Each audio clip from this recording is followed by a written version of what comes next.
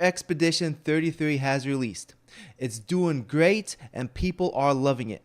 I'm going to explain to you why smaller development teams are better when it comes to game development. Salam, my name is Mustafa. I am a professional game developer. I have worked in the game industry at Treyarch. I've also worked at Zwift on their indoor cycling game. Currently, I have a narrative-driven tower defense game on Steam called Nexus Defenders, and I have a first-person stealth horror game that's in the works, coming soon. You can find the links to both of the games below in the description. These recent years, we've been seeing so many mediocre games come out from the AAA industry. From Ubisoft, EA, Sony, Activision, Microsoft, all of them have been releasing games that are at best mediocre. But we've been seeing huge hits coming out of the AA industry as well as the indie industry. Clair Obscur Expedition 33, developed by Sandfall Interactive, which is an indie studio in France. They developed this game with 33 developers. It took them 5 years of development.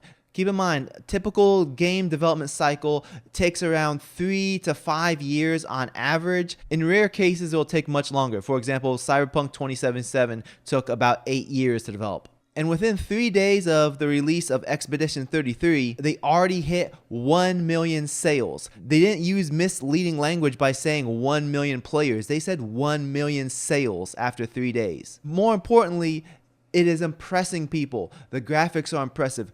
People are saying they are loving the story. The gameplay is good. It is a fantastic game. I'm seeing lots of people praise the game, and I'm not really seeing people share that they're playing the game and disliking it. So let me explain to you why smaller development teams are better when it comes to video game and software development. First of all, the work methodology that's typically used within software development and video game development is called Agile. To explain Agile, first of all, you have your employees of different disciplines. For example, you have your programmers, your artists, your designers, QA, producers and managers. Rather than having all the programmers work together, all the artists work together, all the QA work together, what Agile does is it breaks those disciplines into different teams.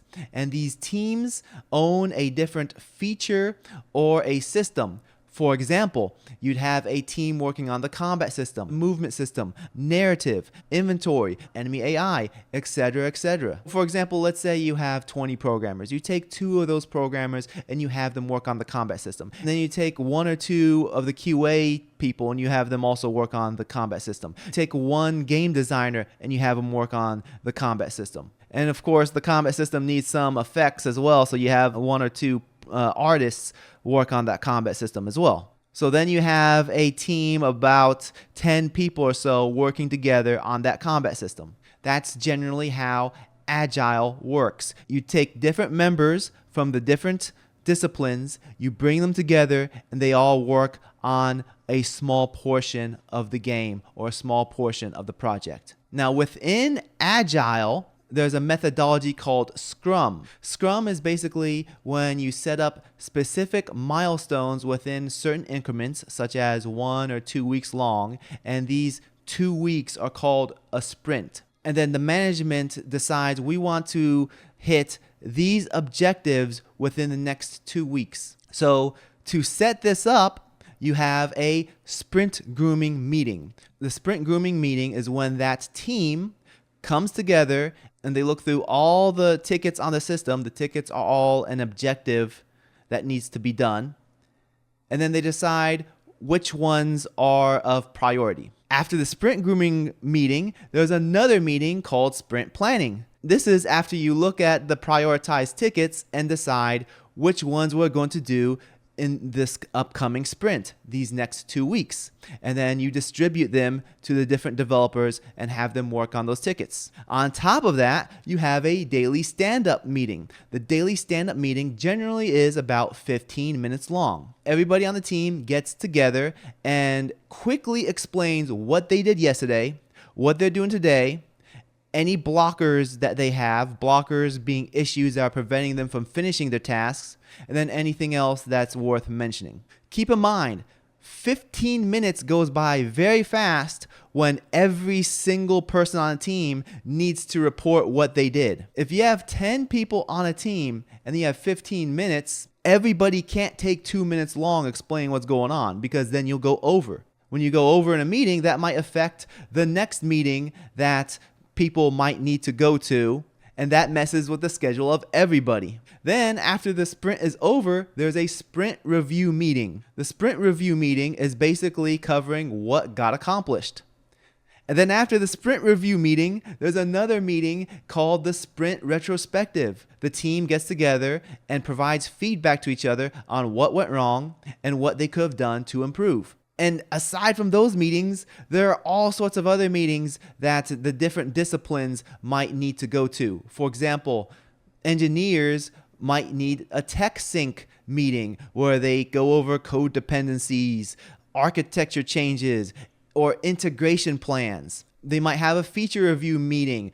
And then there's one-on-one code reviews. Artists have asset reviews in which the leads or director provides feedback on the art assets. Beyond that, there are more meetings, such as one-on-ones, which is usually a supervisor with a subordinate. There's also an all-hands meeting, which is the entire studio getting together. There's also cross-team communication, because each feature and system does not exist in a vacuum. There are dependencies between the features and systems.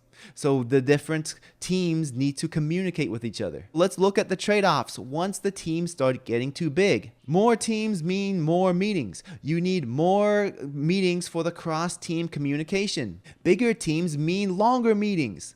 If you have 20 people in a daily stand-up, then everybody has less than a minute to get their message out. Then you'd have to increase the time of the daily stand-up. Same for all the other meetings I listed off. You'd have to make them longer. Plus, this leads to slow decision making once you have so many teams and so much cross-team communication. In addition, you have feature creep because you have so many teams and the different teams might run out of work, so they need more work. So you come up with more features and more systems for them to work on while the other teams are working on what they're working on. And the biggest downside is the budget. The most expensive part of game development is paying everybody's salary. When you literally have thousands of people working on a game, that's thousands of salaries to pay. Even if you're including outsourced work, the outsourcing costs money too. This is why there are more and more smaller studios that are doing really well for themselves. Not just Expedition 33, but we have other games like Black Myth Wukong, Valheim, Hades 1 and 2, even the first Hellblade did really well. And they're not just the exception, it's becoming more and more common. While on the other hand, these larger studios are just churning out more and more mediocre games. And aside from all those downsides I mentioned earlier, when you have a smaller team of people, you build stronger synergy. The professional relationships between the developers becomes more valuable due to the fact that they have a small, tight team rather than hundreds of people and hundreds of faces that they only see every once in a while. Let me know in the comments below if you can think of any other successful game that was developed by a smaller studio. Anyways, thanks for watching. Again, my name's been Mustafa. Please hit the like and subscribe. Take care. Salam.